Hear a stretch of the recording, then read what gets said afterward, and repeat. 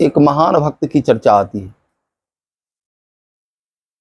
उनका नाम दिलीप था, महाराज दिलीप। उनकी पत्नी का नाम सुदक्षिणा। व्यक्ति जब जन्म लेता है तो उसके ऊपर 3 प्रकार के कर्ज हो जाते हैं। जाय मानो वही त्रिभिर ऋणवा जाए थे। 3 प्रकार के कर्ज हो जाते हैं। एक है देव ऋण, दूसरा है ऋषि ऋण, और तीसरा है पितृ ऋण। एक ऋण पितृ ऋण है, और पितृ ऋण से शास्त्र कहते हैं कि व्यक्ति तब मुक्त हो जाता है जब उसके घर कोई संतान हो जाता है। किसी पुत्र की उत्पत्ति हो जाती है तो वह पितृ ऋण से मुक्त हो जाता है। तो महाराज दिलीप को कोई पुत्र नहीं था। एक बार पति पत्नी दोनों गुरुवर वशिष्ठ के आश्रम में आए और गुरुजी को प्रणाम किया और गुरुदेव से अपना कष्ट निवेदन किया कि गुरुदेव, मैं पितर ऋण से उऋण नहीं हो पाया हूं। आप ऐसी कोई कृपा करो कि पितरों के ऋण से मैं उऋण हो जाऊं। तो गुरुदेव ने कहा, ध्यान पहले लगाया गुरुदेव ने, और ध्यान लगाने के बाद जब कुछ ध्यान में आया हूं वशिष्ठ जी को कोई समाधान, तो वशिष्ठ जी ने कहा कि बेटा, तुमको मेरे आश्रम में रहकर कामधेनु गाय की पुत्री नंदनी की सेवा करनी होगी। नंदनी गाय की तुम सेवा करो। अगर तुम इसकी सेवा करते हो तो तुम्हारे घर पुत्र का जन्म होगा। अब जितने सेवक साथ में आए थे सबको राजा ने लौटा दिया और अपने पत्नी के साथ वहीं रहने लगे। जो राजा के जो भी थे वो आभूषण आदि सबको हटा दिया। एक सामान्य सेवक के रूप में राजा और रानी उस आश्रम में रहकर गाय की सेवा करने लगे। सुबह उठते तो गौ माता को प्रणाम करते। प्रणाम करने के बाद जो वहाँ गोबर मूत्र आदि रहता है उसको साफ करते।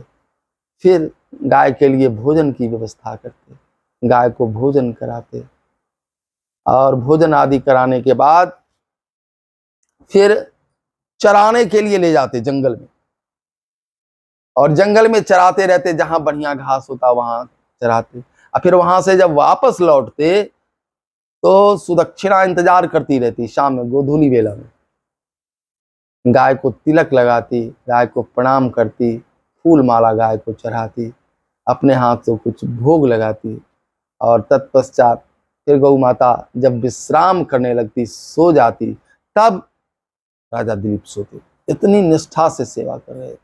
ये क्रम चलता रहा सेवा का। बहुत दिन निकल गए। एक बार जंगल में नंदनी गौ को लेकर के राजा दिलीप चरा रहे थे।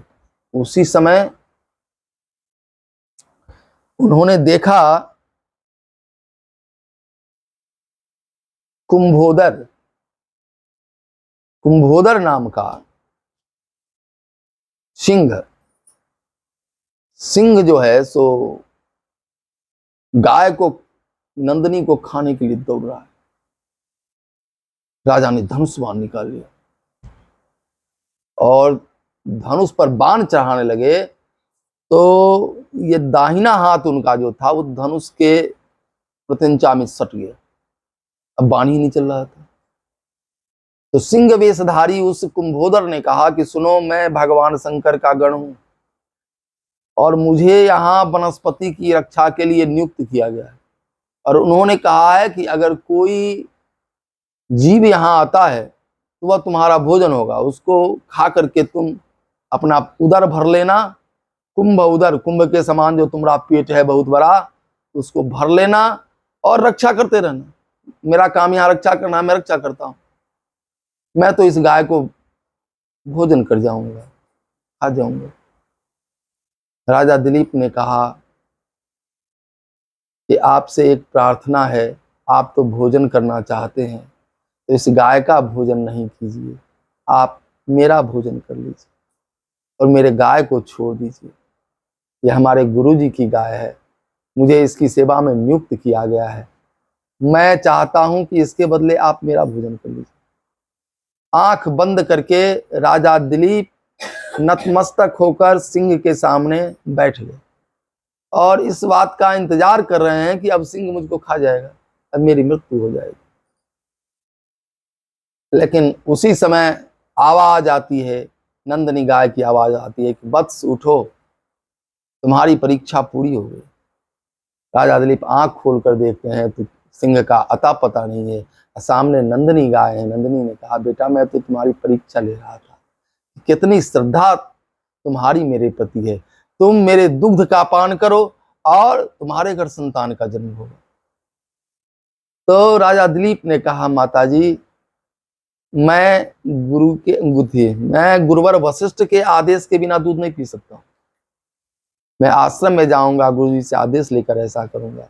वापस गाय को लेकर के आते हैं, गाय की पूजा सुदक्षिणा करती हैं और तत्पश्चात सारी बात राजा दिलीप वशिष्ठ जी से निवेदन करते हैं कि गुरुजी ऐसी ऐसी घटना हुई है, अब आप जैसी कृपा हो करिए।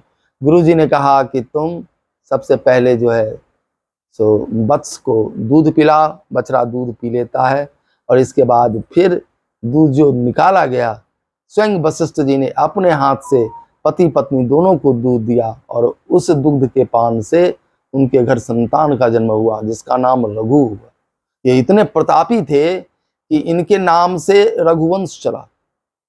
ये ठाकुर जी के वंश को रघुकुल रीति सदा चली आई, प्राण जाई बर बचन न जाई, इन्हीं के नाम से ये रघुकुल है, रघुवंश है। कालिदास जी ने जब भगवान के यश का वर्णन किया है तो उस पुस्तक का नाम रघुवंश रखा। इतने प्रतापी और इतने ही दानी राजा हुए हैं। तो हम राजा रघु के चरणों में प्रणाम करते हुए गौ भक्ति के प्रति निवेदन करते हैं कि जिसके घर संतान नहीं हो वो यदि निष्ठा पूर्वक गौ माता की सेवा करे तो उसके घर संतान की प्राप्ति निश्चित हो सकती है। जय सीता।